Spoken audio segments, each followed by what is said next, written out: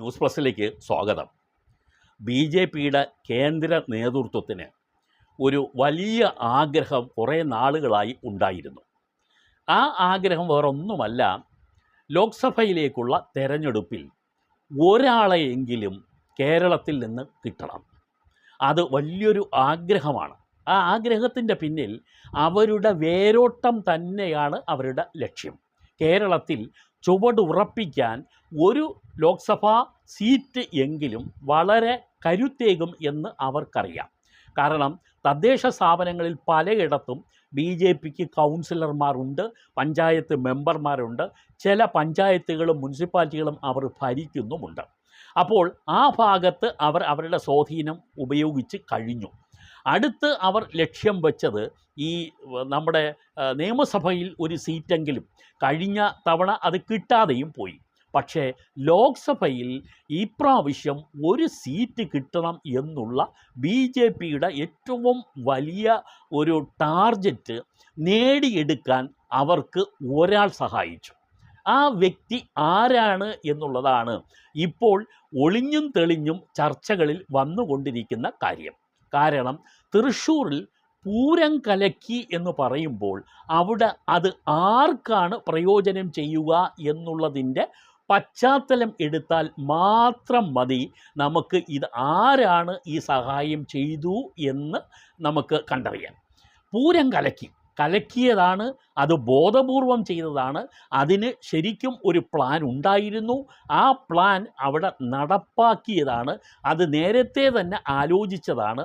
അങ്ങനെ പൂരം കലക്കിയാൽ ഭരണകൂടത്തിനെതിരെ ഉള്ള ഒരു വികാരം അവിടെ ഉണ്ടാവുകയും ആ വികാരം ഈ ആരെയാണ് കൂടുതൽ സഹായിക്കുക, അത് ബി.ജെ.പിയെ തന്നെ സഹായിക്കുന്ന തലത്തിലേക്ക് വരും എന്നുള്ള ഒരു നിഗമനം, ഇല്ലെങ്കിൽ അങ്ങനെ ഒരു പോളിസി ഡിസ്കസ് ചെയ്ത് അതിനു വേണ്ട നല്ല ഒരു ഹോംവർക്കും ചെയ്തുകൊണ്ട് ചിലർ അവിടെ അവതരിച്ചു.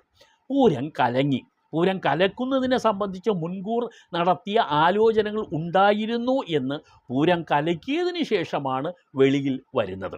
അപ്പോൾ അവിടെ തോക്കുന്നതാരാണ്? CPIയുടെ സ്ഥാനാർത്ഥിയാണ് അവിടെ തോക്കുക.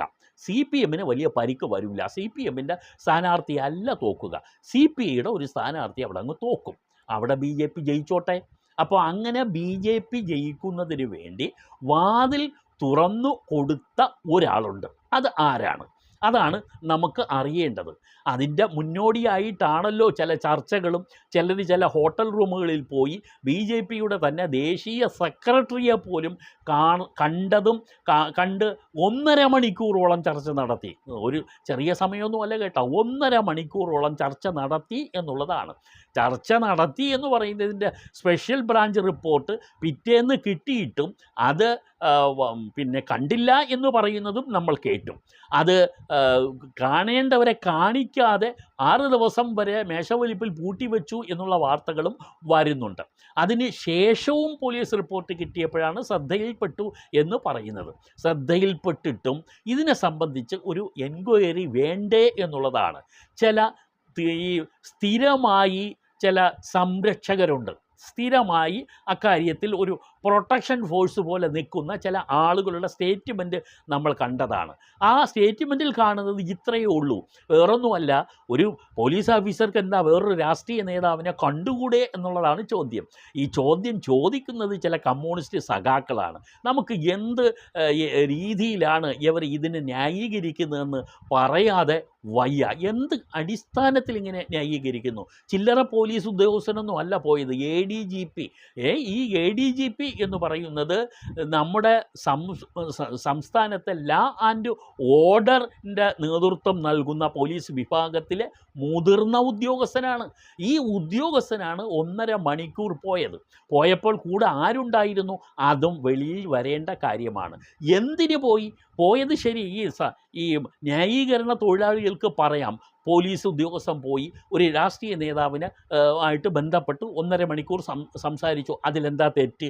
പോകട്ടെ. എന്താണ് സംസാരിച്ചത് അതെങ്കിലും തിരക്കണ്ടേ? അദ്ദേഹവും ഈ ദേശീയ സെക്രട്ടറിയും തമ്മിൽ യാതൊരു ബന്ധവുമില്ലല്ലോ. ഉണ്ടോ? വ്യക്തിബന്ധമുണ്ടോ? ഉണ്ടെന്ന് ഇന്ന് വരെ റിപ്പോർട്ട് വന്നിട്ടില്ല. പിന്നെ എന്തിന് പോയി, ആര് പറഞ്ഞിട്ട് പോയി, എന്ത് കാരണത്താൽ പോയി, എന്താണ് 1.5 മണിക്കൂർ ചർച്ച ചെയ്തത്, ഇതെല്ലാം അറിയണ്ടേ, ഈ നാട്ടിലെ ജനങ്ങൾ അറിയണ്ടേ? അതുകൊണ്ട് തന്നെയാണ് ഇപ്പോൾ എല്ലാവരും പ്രതിപക്ഷ നേതാവ് ഉൾപ്പെടെയുള്ളവർ ആവശ്യപ്പെടുന്നത്, എന്താണ് നിങ്ങൾ ഇതിനെക്കുറിച്ച് കൃത്യമായും ഒരു വിവരം പബ്ലിക്കിൻ്റെ മുമ്പിൽ ഇത്രത്തോളം പ്രശ്നമുണ്ടായിട്ടും നിങ്ങൾ പബ്ലിക്കിൻ്റെ മുമ്പിൽ തുറന്ന് പറയാത്തത്. അങ്ങനെ ആരെങ്കിലും ചോദിച്ചാൽ അവരെ ചീത്ത വിളിച്ചിട്ട് കാര്യമില്ല. ചില കാര്യങ്ങൾ ചോദിക്കുമ്പോഴൊക്കെ അവർ അങ്ങനെയാണ്, ഇവർ ഇങ്ങനെയാണ്, മാധ്യമങ്ങളെല്ലാം കൂടെ ചേർന്ന് വളഞ്ഞിട്ട് തല്ലുന്നു എന്ന മട്ടിൽ വിലപിച്ചിട്ട് കാര്യമില്ല. ചോദ്യങ്ങൾക്ക് നേരിട്ട് ഉത്തരം പറയുകയാണ് വേണ്ടത്. അത് ചെയ്യാതിരുന്നത് കൊണ്ടുള്ള അപകടമാണ് ഇപ്പോൾ കാണുന്നത്. അതും ഈ കമ്മ്യൂണിസ്റ്റ് അണികൾ തന്നെ, CPM അണികൾ തന്നെ ചോദിക്കുന്നു, ഇതിൽ എന്താണ് വസ്തുത, ഞങ്ങൾ അറിയണ്ടേ. അവർ ഒളിഞ്ഞും തെളിഞ്ഞും അവർ പറയുകയാണ്.